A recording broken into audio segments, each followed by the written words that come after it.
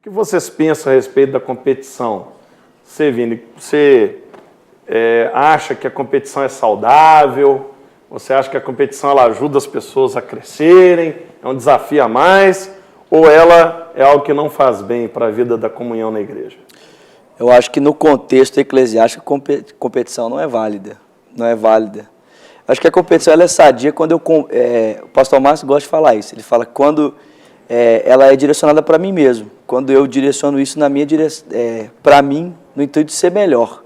Paulo fala isso. Eu esmurro o meu corpo e eu o reduzo à servidão, para que eu, pregando a outros, não venha ser tido por falta.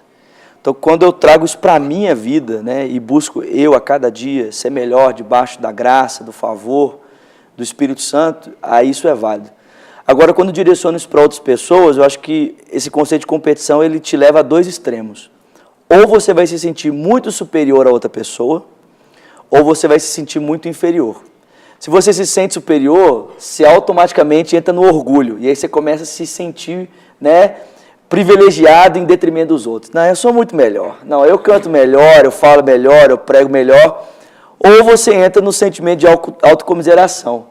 Não, mas a pessoa é tão melhor do que eu, e eu não sou nada, e essa não é a perspectiva bíblica. Então, eu acho que quando a gente traz isso para mim, eu trago isso para mim mesmo, assim, não, eu quero ser melhor, eu vou buscar ser melhor, é válido, mas dentro da comunidade... Você sabe que você me fez lembrar, eu estava conversando uma vez com o Russell Shedd, ele contou, disse que ele levantava... Aí não vale, aí ele apelou. Aí ele apelou, assim, a gente conversa, eu estava conversando com o Russell Shedd, Aí ele falando sobre o negócio de oração, e ele disse que ele levanta 4h15 da manhã, 4h30 da manhã para orar. Aí ele disse que a filha dele começou a levantar 4h15. Ele achou, puxa, eu tinha que levantar, mas ele começou a levantar às 4 para orar, 15 minutos antes dela. Numa certa, não uma competição, mas vamos dizer, uma competição boa, Uma competição boa, Uma competição saudável, não uma coisa, eu quero ser mais santo do que você. Eu quero, poxa, se você consegue, isso eu também vou conseguir. Eu me lembro que o primeiro, apesar de eu vir de uma família de músicos, eu confesso para vocês que o meu desejo de tocar violão veio a partir de uma competição.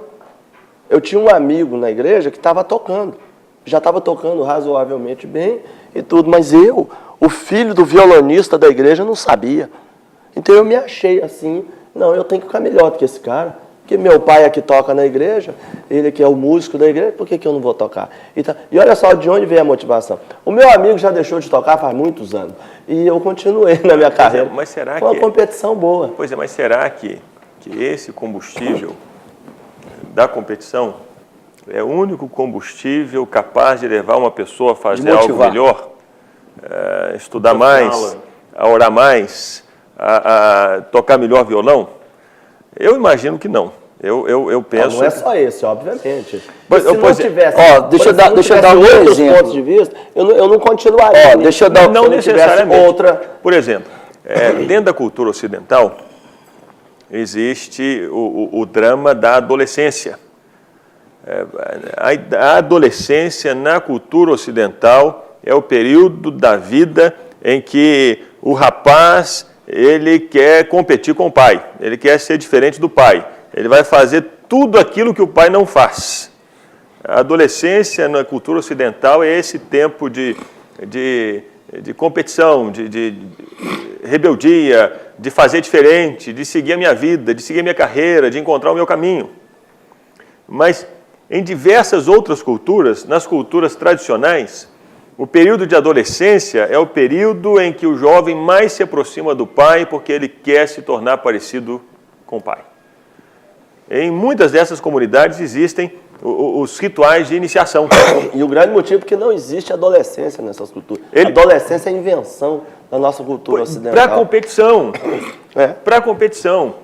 Então é possível uma pessoa se tornar melhor, olhar para o pai, crescer, se tornar um excelente guerreiro, se tornar um excelente caçador, pescador, professor, por causa de inspiração, e não por causa de competição. Que nem no meu exemplo, eu sou um jovem nascido no interior de São Paulo e eu vim para cá para estudar. Por quê? Porque as pessoas que estavam aqui me inspiraram. Me inspiraram. Eu olhei, né, e vi alguns exemplos, e eu não queria ser melhor do que elas. Mas a vida delas me inspirou. Então, essa inspiração para estudo, né, hoje eu tenho essa oportunidade de estar participando aqui do programa, mas o pastor Gustavo, para mim, é uma inspiração na questão do estudo. Ele é um homem muito estudado, preparado. E ele, para mim, me inspira. Então, eu falo, poxa vida, olha, o cara fala, sabe isso, sabe aquilo, e me inspira. Eu não quero ser melhor do que ele, mas a vida dele e o exemplo dele me inspira a buscar ser melhor todos os dias. Eu sou professor e trabalho com adolescente. Trabalhei muito tempo com adolescente. E a gente percebe que quando você coloca um processo avaliativo que envolve competição, eles dão uma resposta muito mais intensa do que um de inspiração. Tem a ver com a natureza humana, essa coisa da competição? Não, tem a ver, tem a ver com a cultura. Uma professora inglesa esteve num país da África e ela dava aula numa sala, assim como você. Uhum. E ela deu um teste para as alunas, era uma sala só de moças, e disse que elas deveriam, quem terminasse primeiro, era para levantar a mão. E uma moça terminou primeiro e ficou com a mão abaixada. E outras terminaram também e nenhuma delas levantou a mão até que a última terminasse a prova. Ela ficou irada, porque a intenção dela era estimular essa competição. Uhum. Só que naquela cultura, o que valia era o princípio da vergonha e da honra. Então, naturalmente, se aquela menina que terminou primeiro levantasse a mão, ela iria envergonhar as demais colegas. E ela jamais iria fazer isso. Ela jamais iria envergonhar as outras colegas dizendo, eu sou melhor. Não, nós estamos juntas, nós somos iguais, não tem ninguém melhor do que ninguém. Em muitas culturas, essa ideia de competição, ela que é o pecado. Não existe na natureza dessas pessoas a ideia de competição. Existe, pelo contrário, a ideia de cooperação. Se você jogar futebol, ou você vê um jogo de futebol de pessoas de comunidades tribais, elas vão fazer de tudo para o jogo terminar empatado. Se duas pessoas participarem de uma caça, uma vai fazer de tudo para que a outra pegue a caça, e não ela. Porque o ponto alto é a cooperação. Porque da cooperação depende a existência de toda a comunidade, a sobrevivência da comunidade. E eles têm consciência disso. O problema da competição nasce daquela frase do René Descartes, que é uma frase totalmente individualista. Eu penso, logo existo. Eu dependo de mim mesmo para viver. Eu não dependo de ninguém. Eu dependo só do meu pensamento. Eu dependo da minha reflexão. Eu dependo das minhas capacidades para existir. Nessas comunidades, não. Nessas comunidades, a frase é outra. Eu pertenço, logo existo. Eu sou parte do todo, eu sou parte do grupo. Então, e parece que é aquela questão do conceito do melhor, aonde dentro do grupo não existe isso. Não existe o melhor.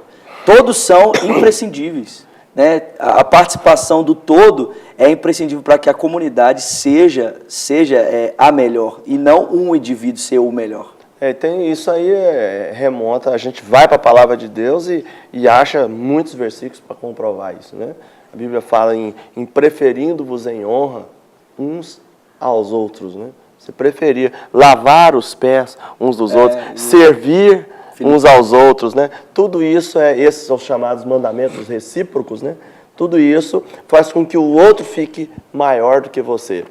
Né? Então você ajuda o outro, porque ajudando o outro você está ajudando a si mesmo também, né? Porque você faz parte desse todo. O texto que eu acho extraordinário é esse aqui, ó, em João capítulo 13, João narrando, né, a ceia, ele fala assim, ó, um pouco antes da festa da Páscoa, sabendo Jesus que havia chegado o tempo e que deixaria o mundo e que ele iria para o Pai, tendo amado os seus que estavam com ele no mundo, amou-os até o fim. Então, Jesus tinha plena consciência de quem era, de quem tinha vindo, do que estava fazendo, para onde ele estava indo, e ainda assim, sendo, né, o ser ali mais consciente de todo o propósito de Deus para a vida dele, de quem ele era, do que estava fazendo e para onde estava indo, a Bíblia diz que ele levanta da mesa, ele tira sua roupa, ele se cinge com a toalha e vai lavar os pés dos discípulos. Então, assim, Porque se tivesse alguém que fosse o melhor ali, seria Jesus. E ele até diz isso na ceia, poxa, vocês me chamam de Senhor e Mestre, e de fato eu sou, mas eu sendo talvez o maior entre vocês, o mais nobre, o mais reconhecido, estou lavando os pés de vocês, então que seja assim entre vocês também. Olha, essa é uma perspectiva de competição, bem, as pessoas, etc, etc. Mas no tempo de Olimpíada, como você citou no início, né, eu acho que existem competições e competições. Como por assim, exemplo, você vai competir, por exemplo, correr, você vai competir, saltar, pular, são competições naturais. Você vai encontrar quem é melhor, quem é menos treinado, quem é mais treinado e tudo mais. Mas você vai competir, por exemplo, música. É uma coisa que quando eu era bem, há muitos anos atrás, eu pensava que não, vamos competir música, vamos ter um festival de música e competir. As músicas, ver qual é a música melhor. Mas com o tempo e o entendimento da diversidade de música e que não dá para a gente comparar abacaxi com banana, qual que é mais gostoso, né, a gente descobre que uma amostra de música é muito melhor do que uma competição. Sim. É muito mais saudável. Então é uma competição inválida. Por exemplo, competir artes, não existe como você competir. Mas dá para você competir quem corre mais. Você até falou, a gente estava até conversando na hora do almoço, você estava falando, há alguns anos atrás, como é que era feito o quadro de medalhas pelos americanos? Pelo número de medalhas de ouro. Mas hoje, a China sobrepõe os Estados Unidos. E aí o que eles fizeram? Agora é o metade geral. Agora é geral. Quem tem mais medalha. Por quê?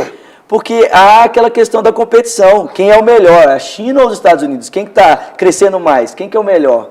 Então, assim, eu acho que a competição em si, ela desperta assim, algumas coisas no gênero humano que fica bem complicado. Mas e aí quando você chega no Paulo que diz assim, combati o bom combate, completei a carreira. Ele está falando de um embate. Dele com de ele uma mesmo. competição. Mas é dele mesmo. Dele com ele mesmo. Com ele mesmo. Então essa competição é uma competição Agora, saudável. naturalmente, você tocou num ponto assim, curioso. Como o crente, que é atleta, vai viver nesse mundo. Ele é um jogador de vôlei, um jogador de futebol. Ele não tem como pensar em não competir. Em não competir. Eu tenho que ganhar desse outro time. Eu tenho que ganhar a corrida. Parece até que eles ele começa até oram, a viver né? Agradecem a Deus pela vitória. É engraçado, né? Um atleta cristão faz um gol no goleiro cristão e ele vai lá e agradece a Deus. Jesus, Senhor, obrigado por esse gol. E o goleiro agradece a Deus também. Pois é, agora parece um contrassenso. Essa ideia do ser cristão e do ser um atleta, e esse atleta, ele vive, ele sobrevive, o salário dele vem da competição e ele precisa ganhar para que ele continue recebendo esses patrocínios, para que ele permaneça competindo e alimentando a família. Existem esses contrassensos ou esses paradoxos dentro do próprio Evangelho. Como lidar com essa pessoa cujo trabalho é esse? Se dentro da igreja a competição ela é abafada ou ela é desestimulada, mas e no dia a dia? Mas espera aí, será que essa fé cristã não deveria ser vivida no dia a dia? Esses princípios da igreja não deveriam ser os princípios do dia a dia? Pastor, por exemplo, você está falando de um atleta, mas, por exemplo, um vendedor que vive de bater uma comissão e que vender mais vai ganhar um bônus, né? Aí o crente não poderia ser vendedor? Será que o cristão não poderia ser atleta? Será que o cristão não poderia atuar nessas áreas que exigem dele bater metas, que exigem dele competição? Então, é também um terreno, assim, difícil. Minado. Mas eu acho que seria como o próprio terreno do esporte mesmo. Sabe-se, por exemplo, que Nadal e Federer, que são primeiro, segundo e primeiro e terceiro no tênis, são grandes amigos dos bastidores, mas que na hora da quadra eles são grandes adversários. Então eu acho que a gente vive uma vida dupla necessária. Por exemplo, eu estou competindo ali no trabalho, porque o trabalho exige realmente essa competição. Mas na minha vida eclesiástica, a minha vida dentro da igreja, é outra coisa, totalmente diferente.